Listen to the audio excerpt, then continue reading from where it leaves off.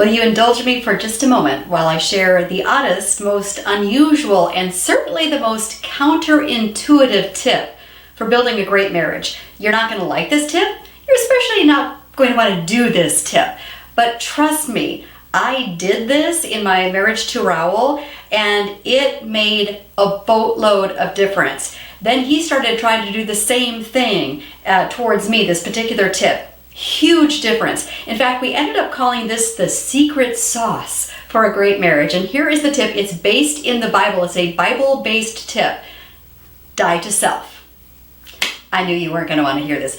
I don't want to hear this, but it's powerful. This principle about dying to self-centeredness. We are also self-centered. We might not think we are, but we all are. We expect our spouse to make us happy. We expect other people to make us happy, to make us feel good about ourselves, to bring joy to our lives. And God says, actually, can you look at this, flipped completely around? How about if you be the blessing in the other person's life? And I know you're thinking, yeah, but then what about me? Well, here's the oddest thing that happens. When you try to bless, let's say, your husband, by going out of your way to maybe make him breakfast in the morning, even though you have to get up early too to go to work, but you just decide, I'm going to bless my husband this way. Or you decide to bless him when he's in kind of an ugly, cantankerous mood coming home from work because he had a stressful day and he's being kind of snappy with you, and you feel like, man, what's his problem? And you feel like just unloading back on him.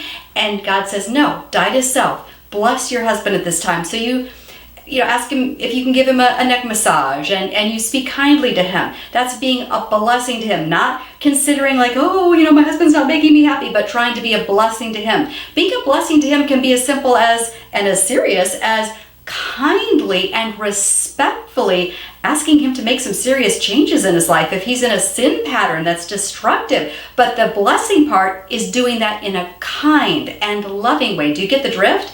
And all this is based in the Bible. This is a huge Bible principle. In fact, I want to share 3 verses with you. You can ponder them. In Luke 9:23, Jesus said, if anyone would come after me, let him deny himself and take up his cross daily and follow me. Did you hear those words, deny yourself?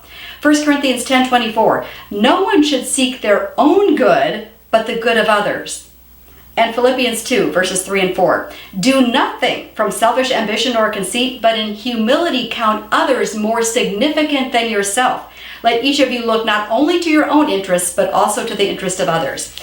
I would just suggest trying this as an experiment. If you don't believe me, try this for like 3 weeks straight where you're like, yes, every day I'm going to wake up and ask God, show me how to be a blessing today in my husband's life, in my kid's life, in my mother-in-law's life, my boss's life, or whoever, but especially in your husband's life if you're married. And you might have to ask God like 5 times during the day to remember, because we start to grow self-centered so quickly. But ask God to remind you to be a blessing and just see how this transforms your marriage. Your husband's heart will be drawn to you. And oddly enough, as you do this, your heart will be drawn more to him. Die to self.